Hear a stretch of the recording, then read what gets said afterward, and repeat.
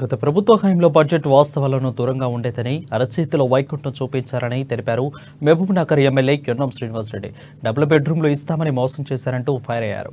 5 లక్షల కోట్ల ప్రజాధనాన్ని గత ప్రభుత్వం దుబారా చేస్తారని మండిపడ్డారు. హైదరాబాద్ నగరానికి సంబంధించిన మూసీ ప్రక్షాళనను కాంగ్రెస్ లండన్లో సుందరీకరిస్తుందని హామీ ఇచ్చారు మహబూబ్నగర్ ఎమ్మెల్యే కెన్నం శ్రీనివాసరెడ్డి.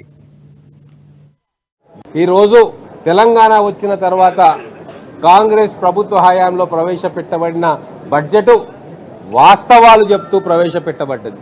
నిజం చెప్తూ గత 10 సంవత్సరాల అబద్ధాన్ని పటాపంచలు చేసే ప్రయత్నం మా ఆర్థిక మంత్రి గారు చేసింది.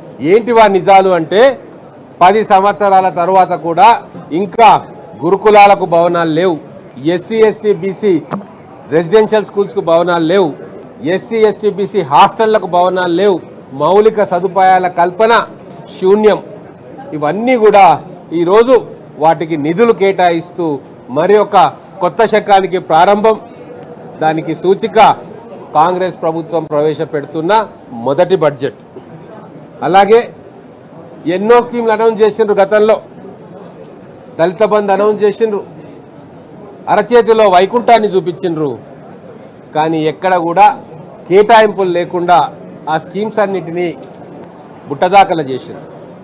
కానీ ఈరోజు మేము మా ఎన్నికల ప్రణాళికలో పెట్టుకున్న 6 గ్యారంటీల కోసము 53,000 కోట్ల రూపాయలను బడ్జెట్లో పెట్టబోతా ఉన్నాం. ఈరోజు తెలంగాణ వచ్చిన తర్వాత కాంగ్రెస్ ప్రభుత్వ హయాంలో ప్రవేశపెట్టబడిన బడ్జెట్ వాస్తవాలు చెప్తూ ప్రవేశపెట్టబడ్డది. నిజం చెప్తూ గత 10 సంవత్సరాల అబద్ధాన్ని పటాపంచలు చేసే ప్రయత్నం మా ఆర్థిక మంత్రి గారు చేసింది. ఏంటివా నిజాలు అంటే 10 సంవత్సరాల తర్వాత కూడా ఇంకా గురుకులాలకు భవనాలు లేవు, ఎస్సీ ఎస్టీ బీసీ రెసిడెన్షియల్ స్కూల్స్కు భవనాలు లేవు, ఎస్సీ ఎస్టీ బీసీ హాస్టళ్లకు భవనాలు లేవు, మౌలిక సదుపాయాల కల్పన శూన్యం. ఇవన్నీ కూడా ఈరోజు వాటికి నిధులు కేటాయిస్తూ మరి ఒక కొత్త శకానికి ప్రారంభం, దానికి సూచిక కాంగ్రెస్ ప్రభుత్వం ప్రవేశపెడుతున్న మొదటి బడ్జెట్. అలాగే ఎన్నో స్కీమ్లు అనౌన్స్ చేసిండ్రు. గతంలో దళిత బంధు అనౌన్స్ చేసిండ్రు, అరచేతిలో వైకుంఠాన్ని చూపించిండ్రు. కానీ ఎక్కడ కూడా కేటాయింపులు లేకుండా ఆ స్కీమ్స్ అన్నిటినీ బుట్టదాఖల చేసిండ్రు. కానీ ఈరోజు మేము మా ఎన్నికల ప్రణాళికలో పెట్టుకున్న 6 గ్యారంటీల కోసము 53,000 కోట్ల రూపాయలను బడ్జెట్లో పెట్టబోతా ఉన్నాం.